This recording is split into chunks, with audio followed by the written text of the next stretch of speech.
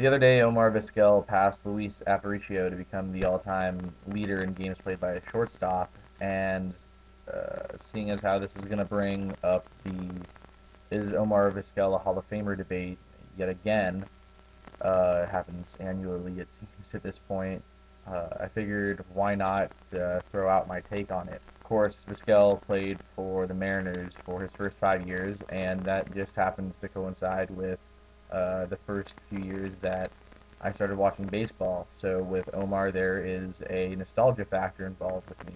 That being said, I felt it was appropriate, given the circumstances of Vizquel's becoming the all-time leader in games played by a shortstop, to address whether or not I feel he's a Hall of Famer. Of course, it's important to remember that the Hall of Fame is really a subjective thing more than anything else. It was intended to honor the greatest players in the game, but at this point, it's quite obvious that it doesn't.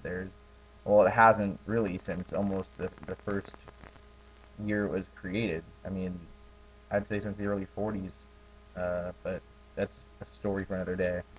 Looking at Vizquel's career offensive numbers, the stats that are going to help him most in terms of creating a case for the Hall of Fame are going to be his 2,609 hits, his 1,344 runs, 419 doubles, and 381 stolen bases. Those are nice-looking numbers, and they're numbers that voters like, Hall of Fame voters like, especially coming from a shortstop. Of course, this is Vizquel's 20th year in the league, and he had 400 plate appearances in all but 3 of those last 19 seasons. So, those numbers in perspective don't really look all that great. Now, of course, the numbers that are going to hurt him the most are basically every single other offensive stat. He has his career stat line of a 274 batting average, 340 on-base percentage, and 357 slugging percentage, especially the slugging percentage. It's just not good, even for a shortstop. His career OPS plus, which is a stat that measures offensive contributions relative to the era in which you play and the stadium in which you play, his OPS plus is 84. The league average for an average offensive player in any given year is 100. So his career OPS plus is really quite horrendous. And in fact, in only 2 of his 20 seasons has Vizquel posted an OPS plus of over 100. That means that in only 2 of his seasons, he was a better than league average hitter, and his highest career OPS plus is only 110, which is not that high. In order to get into the Hall of Fame with a career OPS plus of 84, you have to be one of the 2 or 3 greatest defensive players at your position of all time, in my opinion. And even then, I'm not even sure if you should be in the Hall of Fame, but you absolutely have to be one of the 2 or 3 greatest defensive players of all time. Of course, Omar Vizquel happens to be considered by a lot of people one of the greatest defensive shortstops of all time. The question I'm posing is simply, is this the case? Now, every single relatively reliable, and I say relatively because I'm not convinced that there is a single one great reliable defensive metric even now. Every single reliable defensive rating system, from John DeWan's plus-minus system to Tom Tango's systems to even Bill James win shares, every single defensive rating system says that Vizquel is a very good shortstop, but certainly not a great shortstop. Certainly not the perception of greatness that a lot of the media and fans have given him, that is. He has, of course, won 11 Gold Gloves. According to these systems, that's absolutely crazy. He probably deserved a fair amount of those Gold Gloves, 5, 6, 7, who knows, but definitely not 11. And he is certainly not one of the top 2 or 3 greatest shortstops of all time, defensively. Probably not one of the, well, no, almost certainly not one of the top 10 even, and he might not even be in the top 25. To be fair to Vizquel, he did win those 11 Gold Gloves. Whether or not he deserved them, he did win them. Now I want to look at the 10 most comparable players to Vizquel using the system of comparing players that Bill James created. 6 of the players most comparable to Vizquel are Hall of Famers. They're Luis Aparicio, as I mentioned earlier, Red Schoendienst, Ozzie Smith, Rabbit Marinville, Pee Wee Reese, and Nellie Fox. That is a pretty darn good group of people to be compared to right there. Two of them, Aparicio and Smith, are what Bill James would call truly comparable. The four who aren't in the Hall happen to be very good players as well. Dave Concepcion of the 70s Big Red Machine Cincinnati Reds, Bill Dolan, Willie Randolph, and Bert Campaneris. So that's not a bad group of people to be associated with at all. The problem, of course, is that the system only takes into account offensive ability. So let's look at the truly comparable players to Vizquel, Aparicio and Smith. Now, Smith is considered, and probably is, the greatest defensive shortstop of all time. There's other names you could throw out there, Mark Bellinger, for example, but Smith is probably still the greatest defensive shortstop of all time. Now, on top of that, Smith's career OPS plus happens to be 87, which is higher than Vizquel's, and he also had 4 seasons, so twice the amount of seasons of Vizquel, in which he hit above the league average, and his career high for OPS plus happens to be 112, which is also higher than Vizquel's career high.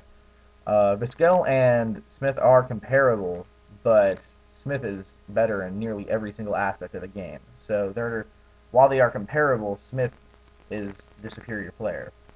Luis Aparicio is another player considered to be one of the great defensive shortstops of all time. He played in the 50s and 60s, and frankly, there's not as much defensive data as there is now, not nearly as much.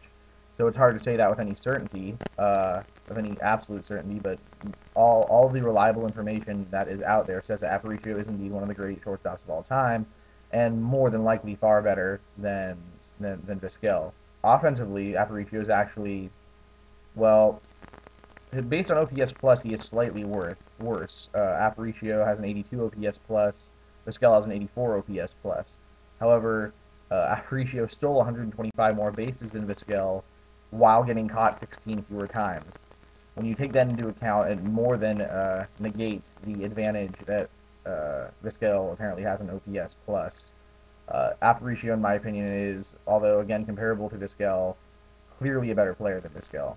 I also want to mention that there was a clear difference in perception between these 3 players during the periods in which they played. Vizquel, in his entire career, was only voted onto 3 All-Star teams, and he only once even received votes for the MVP award. Ozzie Smith, by comparison, he made 15 All-Star teams, and although a lot of that, especially the last 3, had to do with fans, he was also named in the MVP ballot 6 times, and in 1987 he finished 2nd. Now, Aparicio played in 9 All-Star teams, and he also happened to be voted on the MVP ballot 10 times, and he finished 2nd as well one year in 1959. The perception of the value of these 3 players could not have been any different. Smith and Aparicio were both seen widely as 2 of the great players of their time.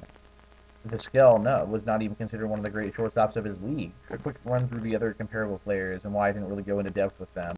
Pee-wee Reese, Nellie Fox, and Red Schoendienst were all just far superior hitters to Vizquel, so while they might have put up similar career stats, they did it in a far more dominant fashion than Vizquel ever did, and just based on that, there's really no comparison. Rabbit Marinville, who is the 3rd most comparable player to Vizquel, probably shouldn't be in the Hall of Fame, quite frankly. He's one of the weaker members of the Hall of Fame. There's a lot of controversy, well, not actual controversy, but there's a lot of people that don't think Marinville should be in the Hall of Fame. And really, if you're going to be compared to Rabbit Marinville as one of the, in order to try to get into the Hall of Fame, you're probably not a Hall of Famer. Here's a list of every member of the Major League Baseball Hall of Fame with a career OPS plus of 90 or under. Very short list. You have Ozzie Smith, you have with an OPS plus of 87. You have Bill Mazeroski with an OPS plus of 84. Mazeroski is almost universally considered to be the greatest defensive second baseman of all time. Ray Schoch, who was a catcher, had a career OPS plus of 83. I don't want to get into Ray Schoch right now. It's an entirely different subject for another day. But needless to say, you can't compare catchers and shortstops. The positions could not be any more different. Luis Aparicio had an OPS plus of 82, as I mentioned earlier, and Rabbit Marinville had an OPS plus of 82. And that's it. If Omar Vizquel were elected, would he be the worst member of the Hall of Fame? No, of course not. Not even close. There are far worse members of the Hall of Fame than Omar Vizquel, but there are a lot of players not in the Hall of Fame who are far more deserving, in my opinion, than Vizquel is. It all depends on how you look at it, I suppose. I, for one, just wouldn't put him in there at this point. He shouldn't be in the Hall of Fame.